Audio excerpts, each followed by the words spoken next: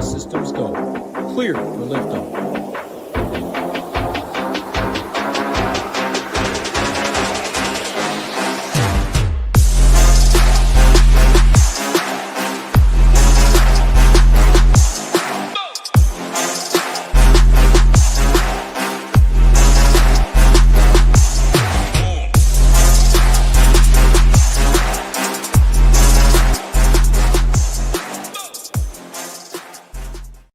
What is going on, SHIPIT Nation, YouTube station? I'm back off the work travel, ready to break it down. Appreciate Title and the crew. Ham stepping in for me last week. Title stepping in for me last week, I think. Ham stepping in for me. The whole team stepping in for me as I'm on work travel. Appreciate the team doing that. We're back. We got 13 games on the docket, and we got a pretty fun slate here tonight. Some really, really hot temperatures across the board, hot and humid. All over. We got the Dodgers heading into Fenway. You love to see that. We got a big bopper fest in Yankee Stadium with the Phillies and the Yankees there. Should be a good one. Ham, happy Friday, brother. What's going on, man? Yeah, happy Friday. Welcome back. Work travel, business travel, pleasure travel, injury timeouts. But, hey, we're back. It's been a couple weeks. Nice to have you back. Nice to be talking some ball with you. And, yeah, thanks for everybody tuning in. We certainly appreciate it.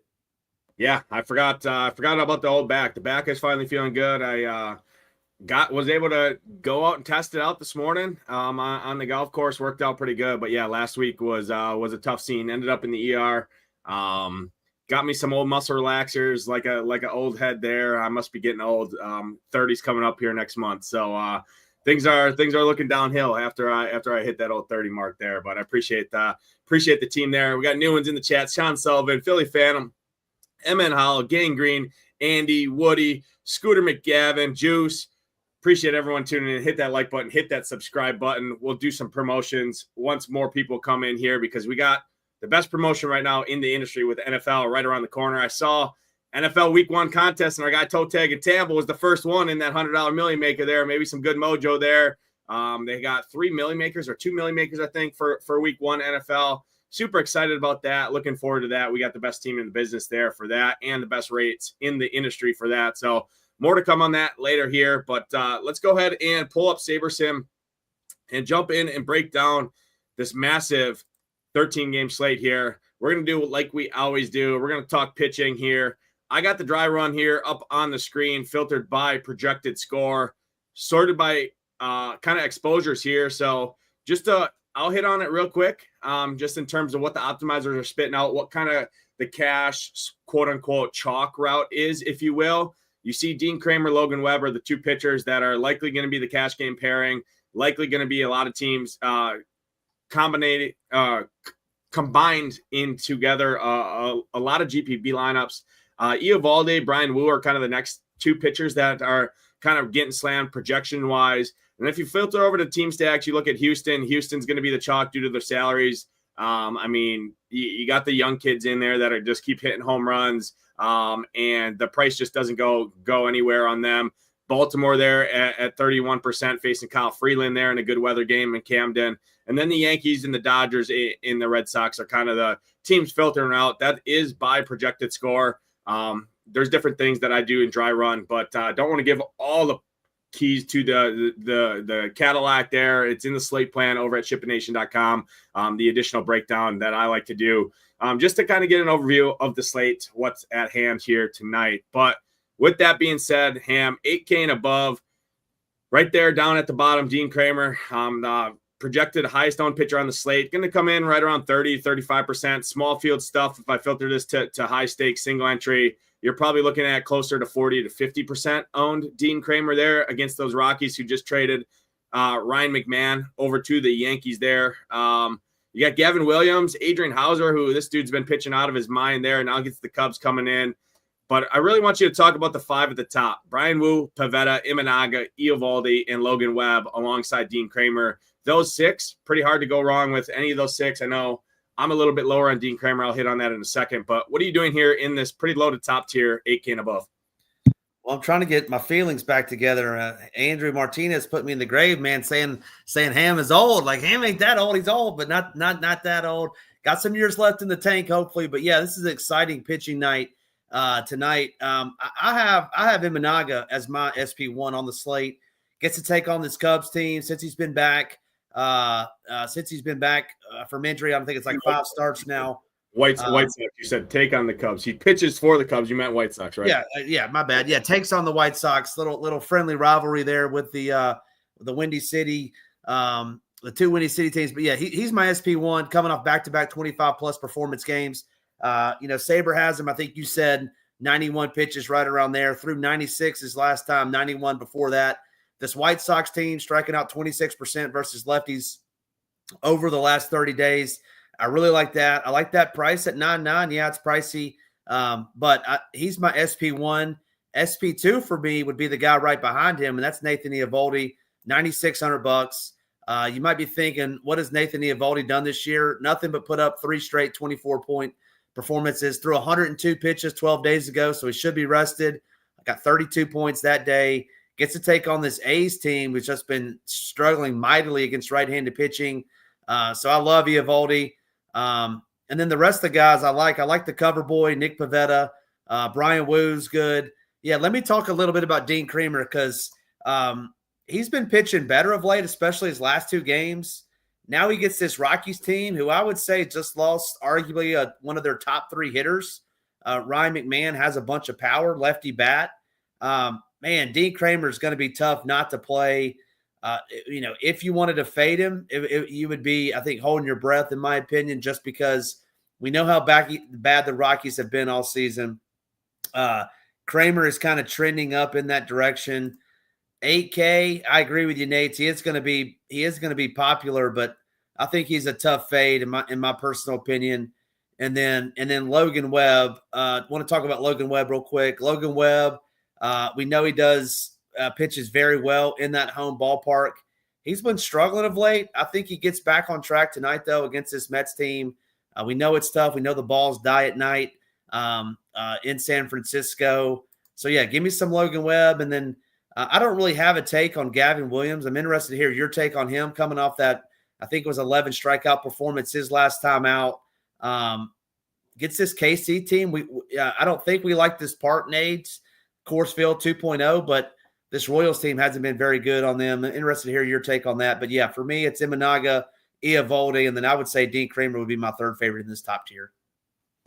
Alrighty. Yeah, no, I agree with a lot of what you said. The thing I'll say about Imanaga is he's going to be low owned, and Luis Robert is going to be out of that lineup here tonight as well, which definitely helps the cause. So I love Imanaga here. He ranks really good in our stuff. His pitch count should be there. The strikeouts are there. I think his strikeout prop isn't that great overall. It's 5.5 with some juice on the under. I think that might change a little bit now with the news that Robert is going to be out of that lineup that did just drop. I just did see that on Twitter right before the show there. So 5.5K prop, some juice, heavy juice on the under. But again, I like the matchup there. So I'm with you there. I think Nick Pivetta at really no ownership there up at the top against these Cardinals there. I'm sure it's pretty warm out there in Busch Stadium. However, I think there's some strikeouts to be had there. There's some wind blown in, actually some pretty heavy wind blown in. It is going to be 90 degrees, but 10 to 12 mile an hour winds blown straight in there out in Busch Stadium. I think Nick Pivetta is a pretty good tournament option there. Him and Imanaga are the 2 tournament options off of Brian Wu and Eovaldi. Really can't go wrong with any of the 4 personally. Myself, I think Imanaga is my favorite, then Pivetta, then Brian Wu, then Eovaldi, but it's really hard to argue with any of those 4. And then Logan Webb's right there as well. I like all 5 of those guys. Logan Webb gets the Mets. Mets ranked 20th in baseball against right-handed pitching over the last month with a 243 average. Their OPS is obviously pretty good when you have a lot of power in there, but they also strike out a lot. So I think Logan Webb, turbo ground ball guy out there in San Fran, right? I'm going to be cold weather. We got the marine layer out there on the West Coast. One of the best places to pitch on the slate as well. So I think he's a solid option. I'm out on Mackenzie Gore. No Adrian Hauser for me. No Gavin Williams. The thing I will say about Dean Kremer is I get it. He's solid, but at 8K, I like other guys more that are a little bit cheaper there that are going to be virtually unowned. And I already like the chalk kind of at the top tier. I'm just worried about this Dean Kremer. I feel like this is pretty trappy here. It's 95 degrees in Baltimore. some slight wind blowing out there, and the Baltimore bullpen behind Dean Kramer is absolutely atrocious as well. One of the worst in baseball in terms of xFIP over the last month.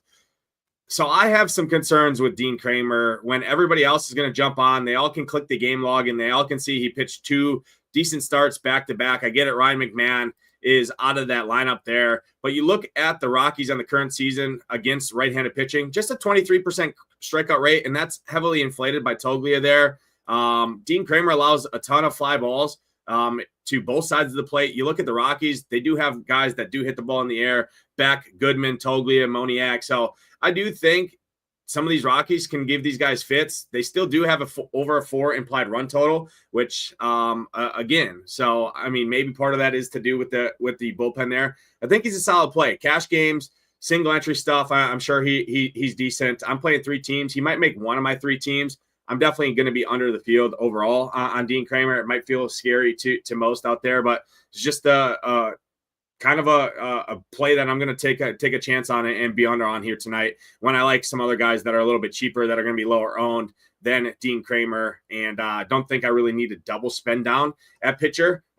Think you could if you want to spend up for some of those Dodgers, the Yankee game stack, the Yankees, Philly games, things like that. There is a route to double spend down at pitcher, but overall, I want one of those top 6 arms that I mentioned: Brian Wu, Pivetta, Imanagi, Eovaldi, Webb, and then pair one of those guys, or if I can't get 2 of them, pair one of them with some of the guys below 8K that we're going to talk about next here. Some guys I want to throw out for you: Zebby Matthews, Jose Soriano are 2 guys that I'm looking at down there. And then Kyle Freeland is all the way down at 5,500. You look at this Baltimore team. I get Kyle Freeland's not a great pitcher, but he does throw left-handed, and Baltimore is absolutely atrocious against left-handed pitching. What are you going to do below 8K? Hit on those 3, and then anybody else in between. Yeah, I was looking at, below 8K. I mean, man, it's tough down there. I would say 2 pitchers. For some reason, Jeffrey Springs is popping in a lot of the things that I was looking at. I don't really like him, but I was going to say Clay Holmes, who's been absolutely atrocious over the last month or so. We love this ballpark at night, and the Giants got the better of the Braves earlier in the week, but I don't necessarily like the Giants. So Clay Holmes, if you wanted to get a little different, and then man, this Tigers team is just falling off the face of the earth, I feel like. So Jose Barrios at $7,400. Jose actually gives up more barrels to righties than to lefties. So I'm sure that lineup is out, and I haven't looked at it, but if there was like 6 lefties in there, I think it is out. So let's look and see. 1, 2, 3, 4, 5. So there's only 5 lefties and 4 righties.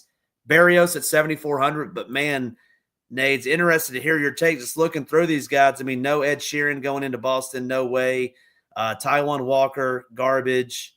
Man, I can't get to any of these people. Interested to hear if you like any of them. Yeah, I think here's my 3 favorite arms down here. I think it's Jeffrey Springs, Zebby Matthews, and Soriano. Soriano being my favorite by a pretty wide margin there. Soriano's made some number one, he's got a better pitch count than what Zebby Matthews is going to have. He's right there, $100 more. They're both going to be pretty equally in terms of ownership there. I just like Soriano overall. I get it. The matchup can be scary with guys like Cal Raleigh. I know Seattle got Josh Naylor in the trade. I'm not sure if Josh Naylor is going to be in that lineup here tonight. If he is, that would definitely hurt the likes of Soriano. But at 7,100, what it allows you to do with the lineups, he's a ground ball pitcher in general as well, and has made some changes to his arsenal, right, to improve his strikeout rate, which historically he hasn't been a strikeout pitcher. He's had some double-digit strikeout games this season. I think Soriano is my favorite pitcher below 8K. So it's him. Zebby Matthews is fine. Pitch count should be around 85 pitches or so. Sabres got him right around 83, so give or take five pitches or so there. I think he's solid. Barrios, I struggle with, right? I get the Tigers are 1-10 in their last 11, something like that I saw. However, Barrios is a fly ball guy, and you look at this confirmed Detroit lineup, every one of their guys besides Parker Meadows, I mean, as a team, they have a 30% fly ball rate and a 35% ground ball rate. So they all hit the ball in the air. Barrios' strikeouts have dropped off a cliff, too, the last 30 days. He's sitting at sub 20%.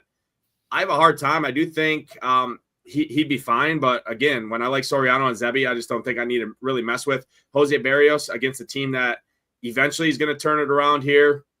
And then Kyle Freeland, if you absolutely need a punt salary, I think he has some upside there. His projection's pretty good. His projection's only within a point or two of guys like Soriano, guys like Zebby Matthews, some of those guys that are $3,000, $2,000, $3,000 more expensive than him. And what it allows you to do for your lineup, I think he's definitely fine. And it's more a matchup of how bad Baltimore is against left-handed pitching. You pull their stats on the last month, 245 average. Their OPS is sitting at 719. They got a lot of strikeouts in there. Kyle Freeland, you could do worse, I think, at 5,500. I mean, there's a bunch of outfielders on the slate that are all priced more expensive than Kyle Freeland. If he gets you 10 to 15 DraftKings points, which is right in line with his projection, and the Yankees score a ton, the Dodgers score a ton, a lot of these high-priced offenses that you want, right? The Judges, the Otanis of the world, the Cubs, right? The Cubs in a good matchup against Hauser out there in Chicago with full 9 inning at-bats. You're going to need some salary there. So those are kind of the four guys I'm looking at here down. It'd be Soriano, Matthews, Springs, and Freeland. I know you're on Berrios there, but I do have some concern with Berrios with all the fly balls that he does give up there. Yeah. Hey, you want to address this real quick from our guy Minnesota Holla? I think he nailed it, but go ahead if you don't mind, or I can. Yeah. So I like Springs. Number one, Houston's going to be the chalk of the slate due to their salaries. They're much better against left-handed pitching, but I do think Springs is a better pitcher in the long run than what we've seen a lot. He's been up and down this season. He does allow a lot of fly balls. There is some of these young kids for Houston that do hit the ball in the air. But overall, it's a leverage on the slate, and he has strikeout upside. He's going to have a long pitch count. He's 6,900, so there's a couple things working in his favor, and he's going to be low owned. Saber likes him quite a bit too. So that's kind of the reason for Jeffrey Springs. You get some double leverage there against the field as well. Nobody's really playing him. Everybody's on the other side. If he does well, you're kind of double lapping the field there. And again, below 8K is pretty gross. I mean, we're talking about Zebby Matthews, Jose Soriano, Kyle Freeland, Jose Berrios, who hit the corpse of him. I mean, we're talking a lot of weak pitchers down here in general. So let's jump over and talk hitting. You want to summarize pitching at all? Let's rank our top. You want to rank our top five? Yeah, rank the top five. Yeah. I like Imanaga number one. I'm going to go Dean Kramer number two, actually. Eovaldi 3. I would go Wu 4 and then Webb. I think it's a pay up for pitching slate, Nades, personally. I'm not going to go below 8K in Dean Kramer, but I like everybody. My top five would be all 8K and above. Alrighty, I'll go Brian Wu number one up the top, just with the strikeout upside that Angels lineup has. Imanaga number 2. I'll throw Jose Soriano in there 3. I like him. I'll go Pivetta 4. And then I'll go Logan Webb, Eovaldi is like 5-6 right there. Those are kind of the guys I'm looking at the most. Let me refresh the stone here, pull up the stone and go game by game to talk hitting. Again, when the whole bottom half of the range isn't great, we can poke holes in pretty much everyone. Hitting is going to be pretty good on this slate. We do start with one of the better weather games for hitting on the slate. Like I talked about, temperatures in the 90s. Some slight wind blowing out to right center field pretty much the entire duration of this game. And both of these bullpens are bottom 5 in the league over the last 30 days in terms of xFIP. Orioles, historically not very good this season against left-handed pitching. Kyle Freeland, also historically not a very good pitcher there. What are you going to do here with this game? Orioles are definitely going to pick up some pretty heavy ownership, about 65% combined ownership, which is one of the higher owned teams on the slate here. But again, you get a bad bullpen behind in good weather. Yeah. I mean, no Rockies for me. If you wanted to play a Rocky, in my opinion, it's a one-off or maybe a two-man if you're on DraftKings. And then the Orioles, same thing. I mean, they've struggled against lefties all season. I get it that they're at home. I actually like a couple lefties. Lefty should be a little bit lower owned, but obviously Gunnar is in a good spot, I think. And then Jackson Holiday, just looking at the stone. I mean, Westberg looks good too. And then outside of the strikeouts, Laureano. So it would be kind of the top 4 for me, but actually prefer lefty because I like what you said is that this bullpen is pretty bad. And if those guys get out, we know that those two lefties would stay in there. I prefer Gunnar and Jackson as my two favorite Orioles, but not full 5-man stack in either one. Yeah, I'll start with the Rockies side. I do think the Rockies are pretty good leverage. More as mini stacks. I'm not going to 5-man stack the Rockies. I think that's absurd on the slate when there's 26 teams. I just don't think a 5-man Rocky stack is going to be the highest scoring. But 2- and 3-man stacks, I'm definitely going to include Mickey Moniak, Hunter Goodman, Tovar, Beck. Toglia are kind of the guys I'm looking at, which is a nice wraparound 9, 2, 3, 4, 5.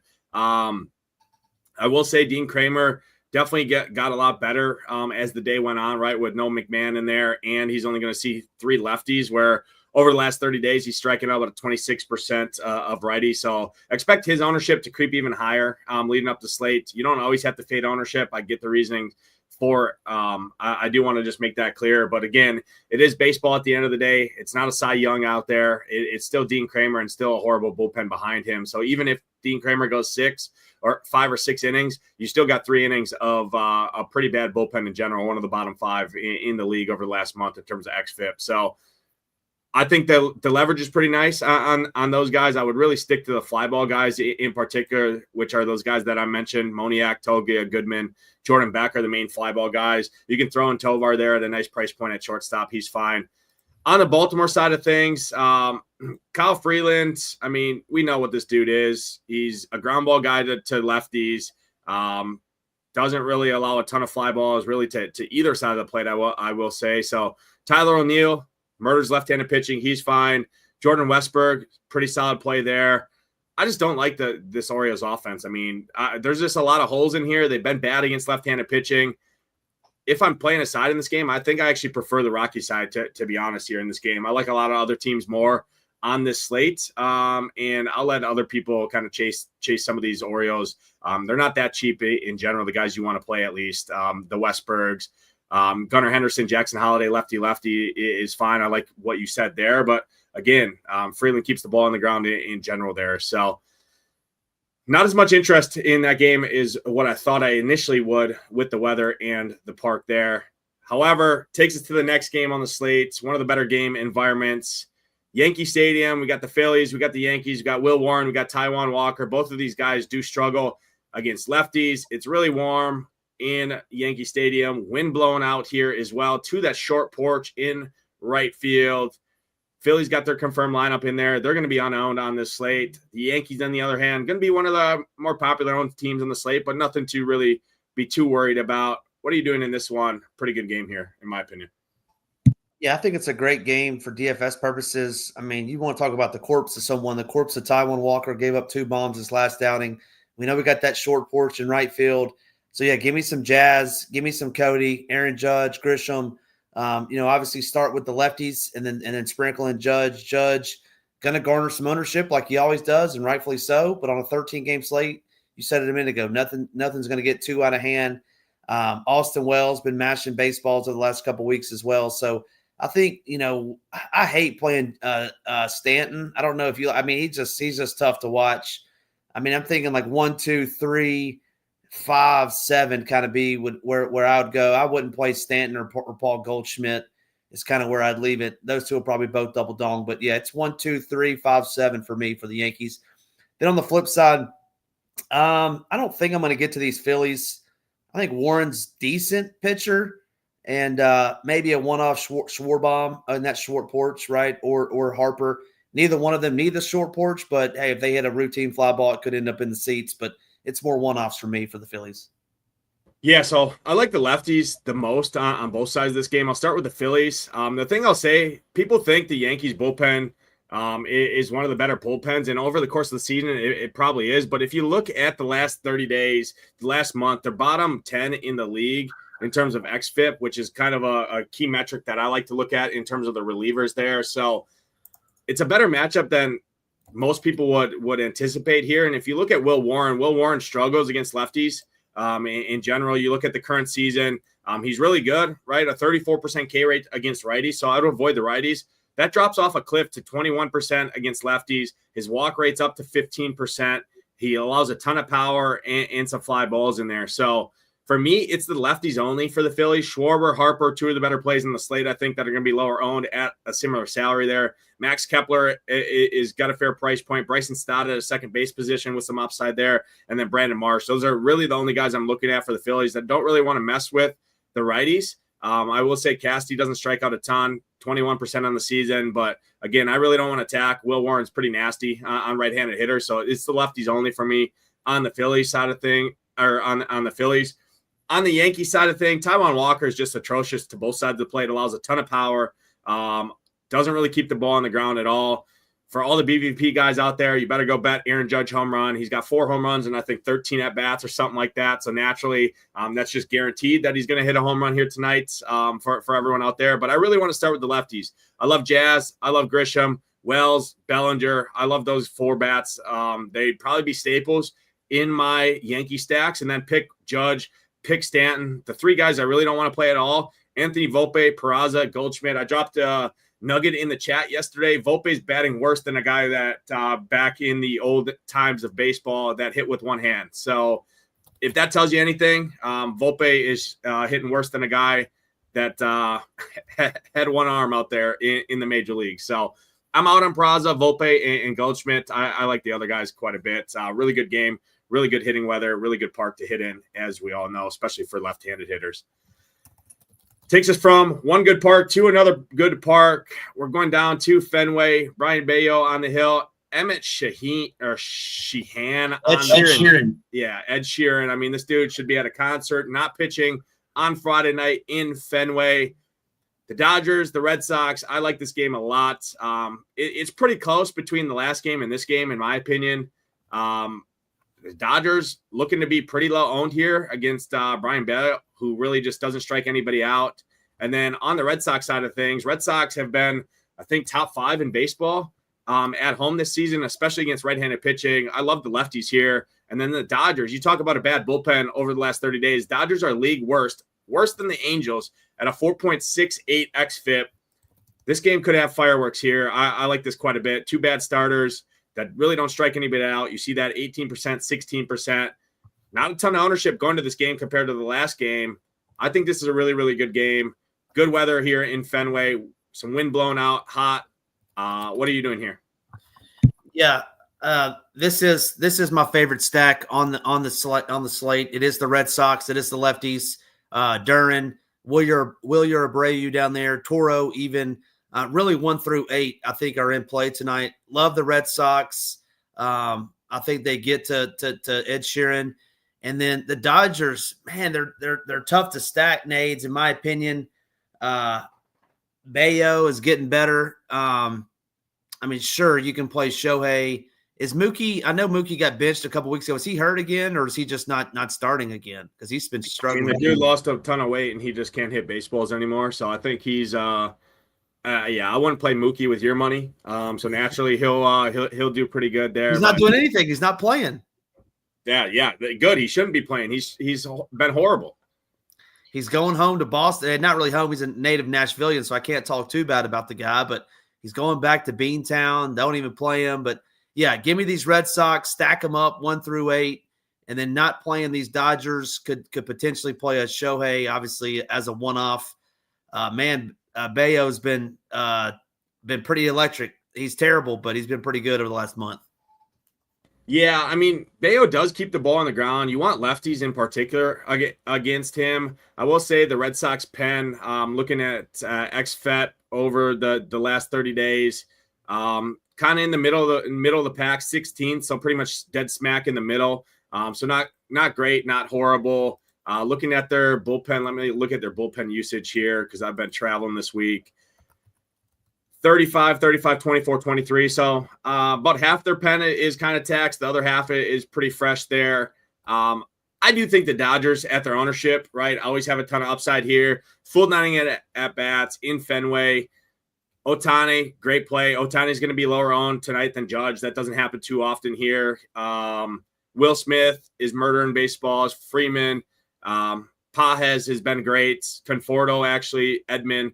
So I want to start with the lefties and then add in Pajes, Will Smith. Tio Hernandez is fine as well. I think the Dodgers are good, but I really, really love the Red Sox, especially at this ownership and the salaries. I mean, and the Dodgers bullpen is not what it was at the beginning of the year, especially over the last month. Like I talked about, all the estimators are league worst from what I'm looking at. Lefties, Duran, Anthony, Yoshida's back in that lineup. You got Wilyer Abreu, one of the better plays on the slate, in my opinion, hit 7th. Nobody's going to play him.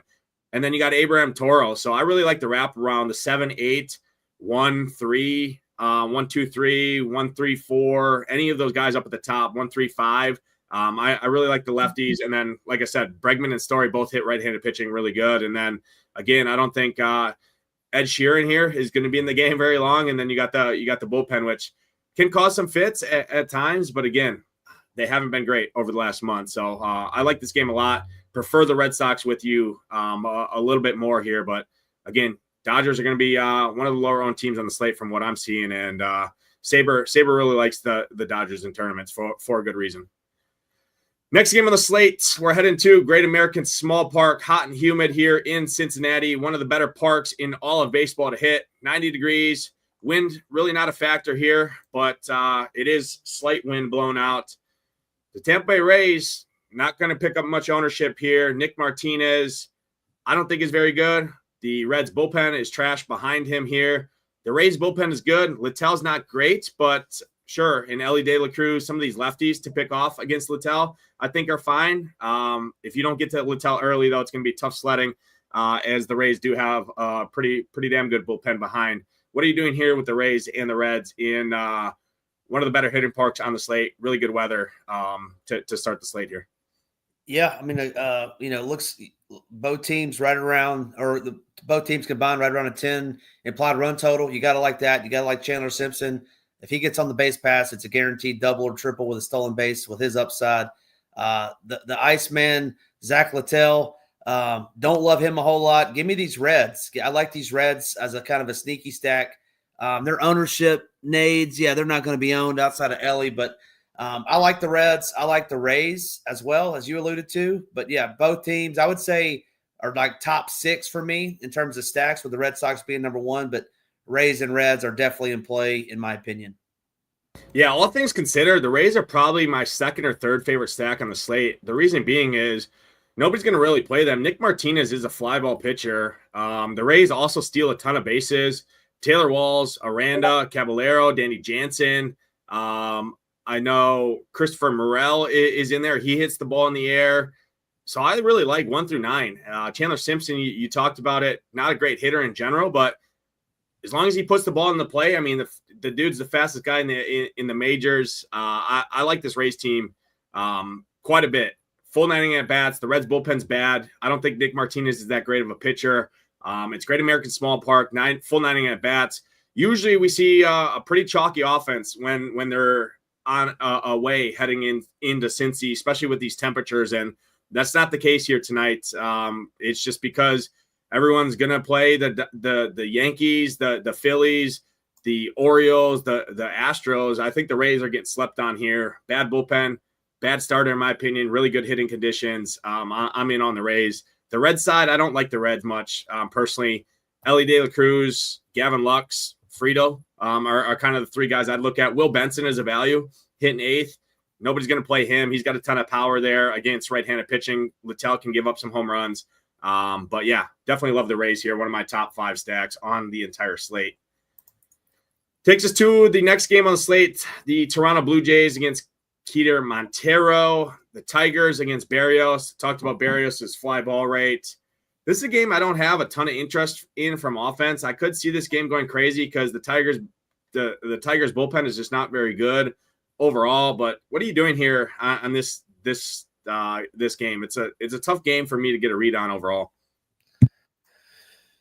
Yeah, I don't love it. Like I said earlier when I was talking about Berrios, he struggles more towards righties. So if you wanted to go, a Torkelson one-off, Torkelson does have pretty good numbers at home versus righties this season. As you can see, pretty much everybody in the top 4 does. And the first 2, Torres and Keith, don't really strike out a ton. So it'd be kind of the more minis for me. And then, for whatever reason, Nades, I hate stacking the Blue Jays. I know they've been a little bit better this year. And that Nathan Luke guy went off yesterday, and Vlad's always going to do Vlad things and Barger. But Man, it's tough for me to stack the Blue Jays, even though Montero is not great, and you can see the blood red down there under his name. But it's minis for me on the Tigers. Then I'm not interested in stacking the Blue Jays. For whatever reason, I just rarely ever do. Yeah, and the Blue Jays, I think my two favorite bats are Barger and Lopperfield, which is pretty nice. It's a nice little mini stack there. 5'7", two lefty. Lopperfield hits from the left there. Barger is a switch hitter there. So I like those two guys. The dual position eligibility there for Addison is nice as well. Joey Lopperfield can hit some power. He's $3K in the outfield, which is really cheap. Montero gives up a ton of fly balls overall to lefties. A 17% K rate, 215 ISO, fly ball rate approaching 30%. So I like the fly ball guys. You could add Springer there if you want to as well. I'm not going to 5-man stack the Blue Jays, but this team just wins a ton of slates, it feels like. And whenever I stack them up, they just don't do it. Every time I don't stack them or I try and throw a pitcher against them, they're always on the winner. So mini stacks, 2, 5, 7 are the main guys I'm looking at. Springer, Barger, and Lopperfield. I really like that 5-7 mini stack there. And then on the Tiger side, I talked about Barrios, right? Ton of fly balls, giving up more power against righties over the last month. He's been a reverse splitsy there. So Torkelson fits that build there. Javi Baez has some power there. Gleyber Torres. And then you got the lefties that all hit the ball in the air, like I talked about. It's just, man, this team has been very, very cold. There's a bunch of other really good spots on the slate here. This is a game where I'm just kind of overall under on. Mini stacks are fine, sure. Torkelson, 4,200, probably my favorite play. Colt Keith, good value at second base and third base, which is overall a pretty weak position there, unless you're spending up to like Jazz or Devers or something like that at third base and second base. So more mini stacks in this game. Definitely more interest on the Blue Jays overall than the Tigers. Next game on the slate, Padres and the Cardinals. Miles Mikolas is still in our lives, making starts out here at age 68. Pavetta's on the hill for the Padres. Padres, really good bullpen. Pavetta, really good arm here. No interest for me on the Cardinals side of thing. Padres, I think they're kind of interesting, but man, I don't want to play the back half. I don't like Iglesias much. I don't like Diaz. Cronenworth struggled this year. Xander, I hate that dude. He sucks. It's really Sheets, Merrill, and then the guys at the top, Machado, Tatis. Arias is fine, but the dude just never hits home runs, so it's hard for him. But again, 3,800, hitting between those two. He's going to see pitches to hit, never strikes out. More mini stacks for me on the Padres side just because I don't like a bunch of their hitters in their lineup. What are you doing here in this one? Yeah, Pavetta's been pretty solid this year. So I don't really like the Cardinals. I traditionally don't like playing this park, but this park obviously had 16 runs last night. And that was with Sonny Gray and the corpse of Yu Darvish. And so, man, Mikolas, I forget his last start was against. He just got absolutely tattooed, gave up home run. Oh, it was the Diamondbacks in the first inning. I mean, he just got obliterated. And now he gets to take on this Padres team. And I'm with you. It's tough to stack these the Padres. I feel like they're never on the winner. But, man, Tatis looks good. Arias looks good for like a 4-for-5 night, like you said, with like 3 singles, a double, 4 runs scored, something crazy like that. I love these Padres tonight. They're my top 6, so we may differ a little bit there. And then I'm not going to pick on Nick Pivetta on a 13-game slate. I'd rather go somewhere else. So it's no Cardinals for me, but I do like these Padres. And you alluded to it. It's the top end guys, and nobody like Jose Iglesias. Yeah, I mean, I just look at this. The Cardinals bullpen is good. Mikolas, I don't think is going to be in there very long. Cardinals are number 1 in the league in xFIP over the last month for relievers. So that's the reason I'm under on the Padres. Again, sure, you can play Machado, Tatis, Merrill, 3 of the better plays on the slate. Gavin Sheets is a nice value at outfield at 3,500, but I just don't want to stack it up overall. So pretty much out on that game in terms of stacks. Some mini stacks in the Padres are fine, but I like a bunch of other teams more, including this next spot. Nobody's going to play this team. In-city rivals here. We're not in Wrigley. We're heading to the south side. Adrian Hauser, I mean, this dude has just been pitching over his head. This kid is not a good pitcher. I watched this guy a lot in Milwaukee. I don't know what the hell's going on. If he's trying to pitch his way into a contract here or if he's trying to shove it up the Brewers' rear end. Naturally, he'll get blown up here tonight to not help the Brewers in the standings against the Cubs. So I'm going to take a chance on these Cubs. I like the lefties a ton here. Hauser, allows a ton of power and fly balls to left-handed hitters. The only issue is, man, the Cubs are expensive, but low-owned Cubs fit the script anytime they're on the slate. And then, again, the White Sox bullpen is not good behind Hauser in general. What are you going to do here with the Chicagos? Yeah, so obviously no White Sox for me, with Imanaga being my favorite pitcher. You said he's only going to be 10%, which is good to hear. They strike, like I said, striking out 26%. So no White Sox for me. No Robert in the lineup, which I like that even more. But you said it, man. These Cubby Bears, Adrian Hauser's not very good. He's pitching out of his mind here recently. I think you're going to get these Cubs super low owned, and we're showing that as well. Everybody below 5%. I would say that they may be a little higher than that. They are expensive. I love these Cubs. If you're playing top tier pitching like I am, I'm going to be playing the likes of Matt Shaw, Ding Dong, the ball is dead. Nico Horner's been doing very well.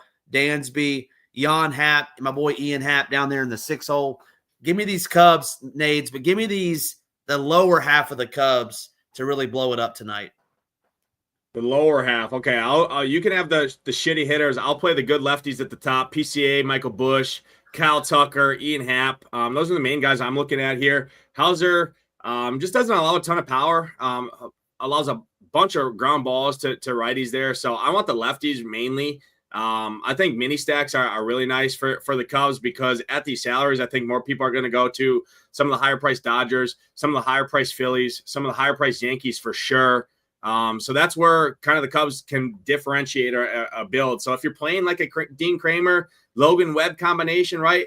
Instead of spending up on the Judges and the Yankees of the world, I think going to like a Kyle Tucker or a PCA over the Yankees, these guys have just as much upside, in my opinion, here. In a similar spot. It's pretty good weather here tonight in Chicago as well to hit. I know the wind can shift pretty much at any point, but I think the Cubs lefties are pretty nice, low owned. They only probably going to have 4 of them in the lineup, so hurts the overall stack in general there. But again, I don't think Hauser's good. Bad bullpen behind him. I think the Cubs are being slept on here. They have a 5 implied run total, and all of their hitters are projected right around 3%. So pretty good spot in my opinion. Next spot on slate, Rangers and the Bravos. Joey went. It's going to be more of a bullpen game here for the Braves, which I hate in general. I never like targeting bullpen games. I hate this Rangers team in general. Eovaldi, pretty good spot. These Braves are just, man, pitiful Braves. I was on a plane back to Atlanta yesterday, sitting next to a Braves homer sitting next to me. We were talking about baseball, and the dude wanted to jump off the cliff, talking about this Braves offense. Sure, Matt Olson, Acuna, Baldwin. You can always play those guys. Riley. This is a game I'm under on. You can't play them all. There's 13 games on the slate. I'm kind of crossing this game outside of Eovaldi. Yeah, Eovaldi's the nuts. Man, this Braves team, I'm with that guy. I want to find that guy, Nades. I want to jump off that cliff with him, because it's been a bad season for the Bravos. Definitely not playing any of them. They're trash. And then these Rangers are interesting. Adolis Garcia's been hitting the ball pretty good. Marcus Simeon's been doing fairly well. You said a bullpen game. I think Wentz went, 2 or 3 innings last time against the Yankees. But give me some Adolis. Give me some Simeon. Give me some Seager. Like the Rangers minis tonight, and I'm not playing any Braves. I will say the Rangers minis are going to be pivots off of the Astros, so that's kind of nice. But, I mean, we got a bunch of places across the country that are 85, 90, 95 degrees, and this game's played indoors. So I'm going to take my chances and play the games that are outside in the heart of July here that we're in. Rangers as pivots off the Astros, I think, are fine. But, yeah, overall a game that personally I'm not much interested in, but I get the reasoning there. Another game I'm not that interested in here either is the Guardians and the Royals. Waka Flocka Flame on the hill, Gavin Williams. Gavin Williams has a lot of strikeout upside at times, can also get wild at times. One of the better K per nines on the slate overall. Waka, not a great arm, but again, he can go long. Royals, an okay bullpen behind him. Guardians, been abysmal pretty much all season. This is a game that I just don't love for offense here. I will say Salvi Perez is starting to rejuvenate and start figuring out how to hit home runs. He's still 4K. That's still a little cheap for him and his upside there. What are you doing in this one? I'm not playing either one of these teams, Nades. I'm taking them both out. 12 game slate from me. Alrighty, I'm with you there. Takes us to the next game, the A's and the Astros. Astros, probably one of the more popular teams on the slate here. What are you going to do in this one? I do see there is no the young kid who's just been murdering baseballs is not in the confirmed lineup for the Astros, which does hurt a little bit there. Jeffrey Springs, fly ball guy in particular. When you want to play the Astros against left-handed pitching overall, A's, not a great bullpen behind him.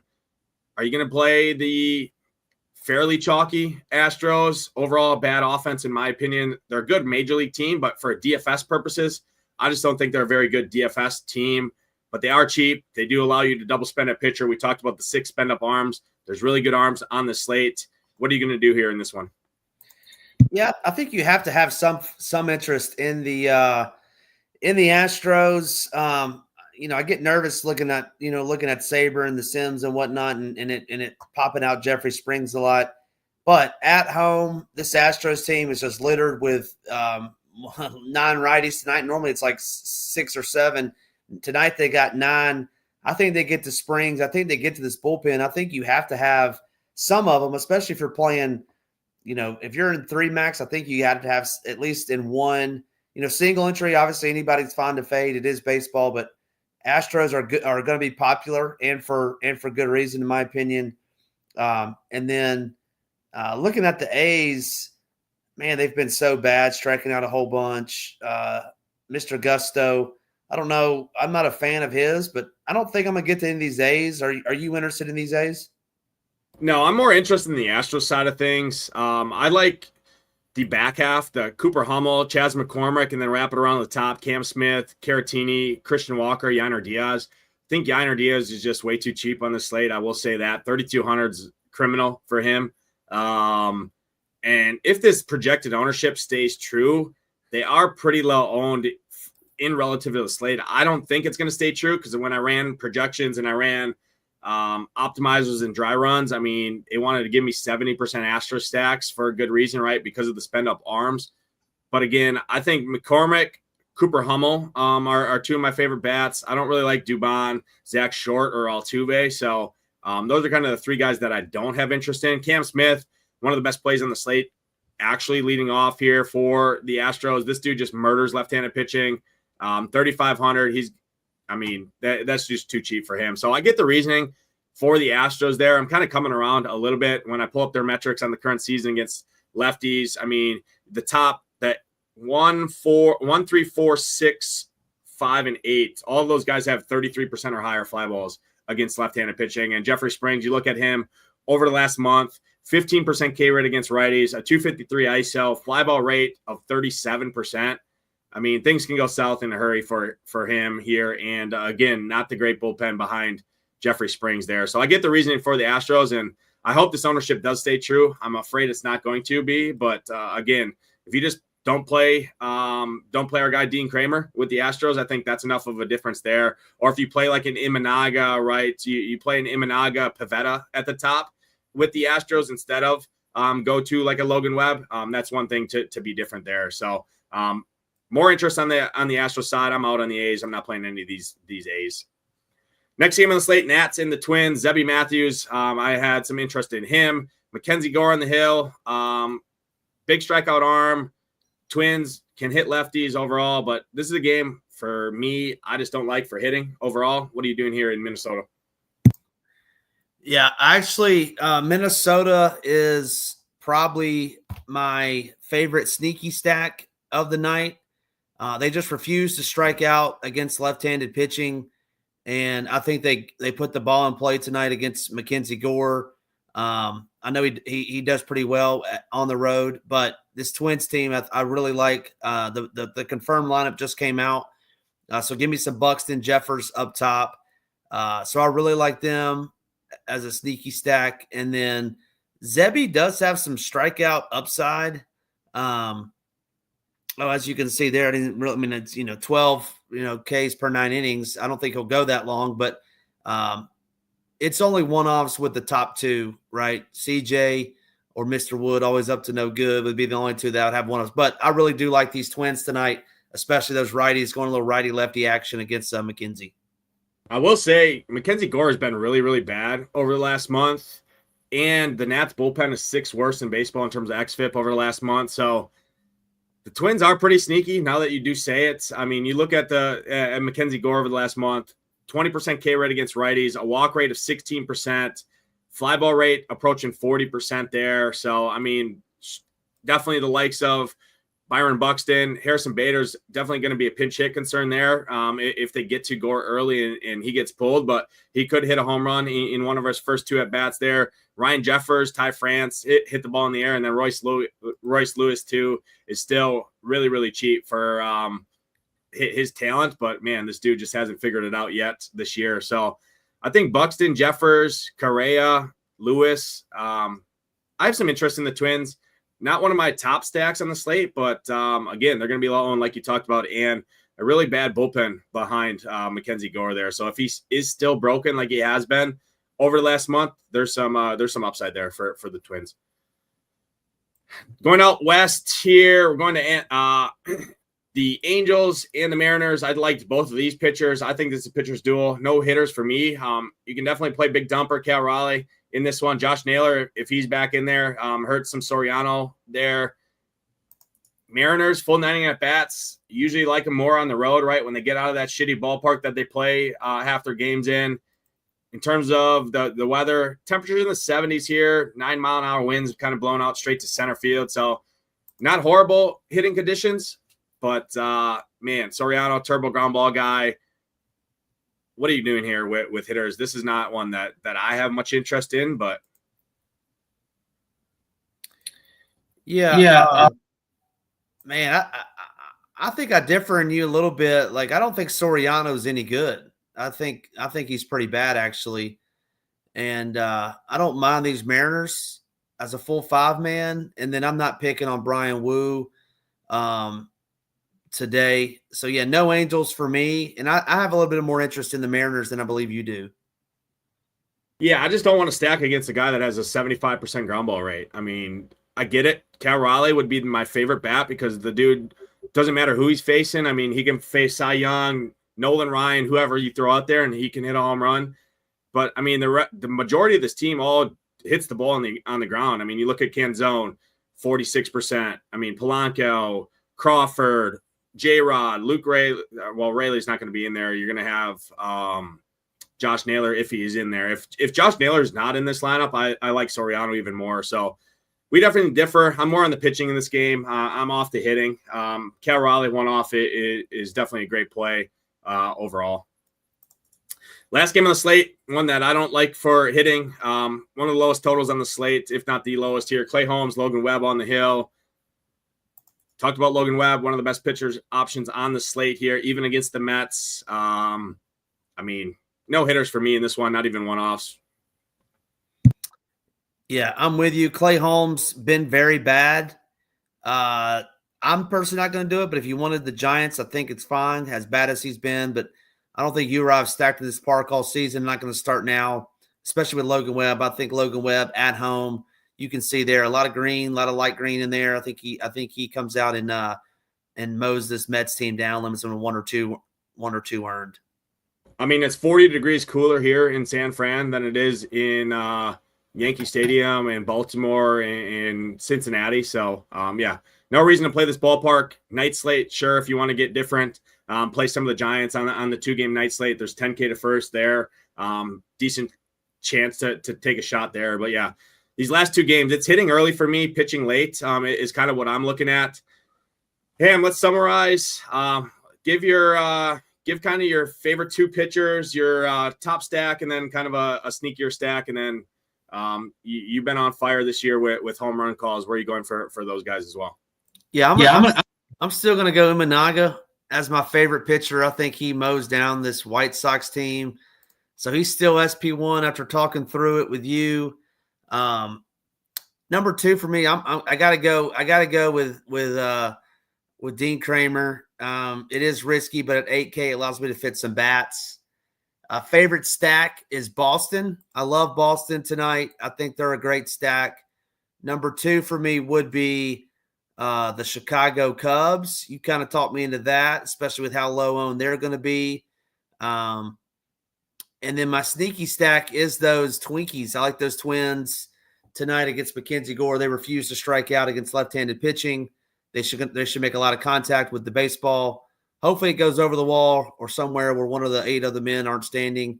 But yeah, give me those Twins. And then home run call of the day, Nades, is going to be first base for those Cubs. It's a Bush push. Michael Bush leading off, I believe, tonight. I think he goes yard for those Cubs. Yeah, I like all of that, Jake. I understand Cy Young is dead. It's a frame of reference, right? It's for a talking point there. So apologize, I ruffled your feathers there. Hopefully your day gets better on this Friday, and hopefully you win some money tonight with some of the takes that we mentioned. My favorite pitcher, I'm going to double down. I like Imanaga a ton. I'm there. And then I like Jose Soriano and Zebby Matthews, the 2 cheap guys there. I think both of them have more strikeout upside than what people are giving them upside for.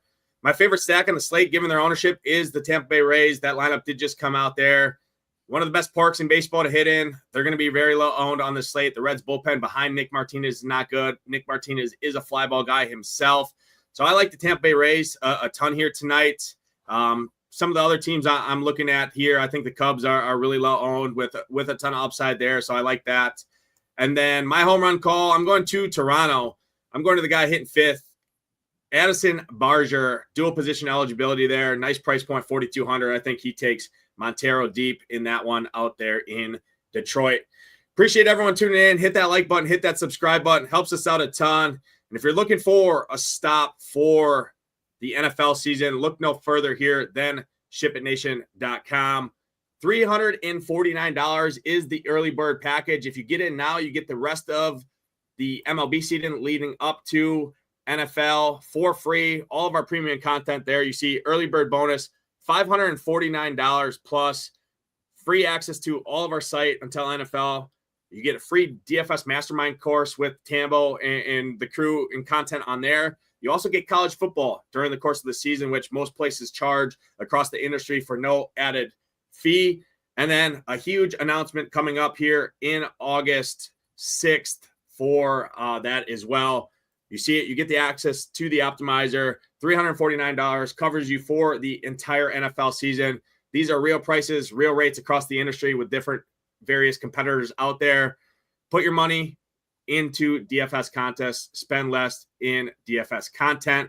That's our slogan over here. That's going to do it for this MLB breakdown. Appreciate Ham for joining me. 13 games. It's a monster one. Slate plan is already live for Ship It Nation subscribers. If you're not a member yet, again, no better time than now to join Ship It Nation. Click the banner at the top. It'll automatically give you that discount there.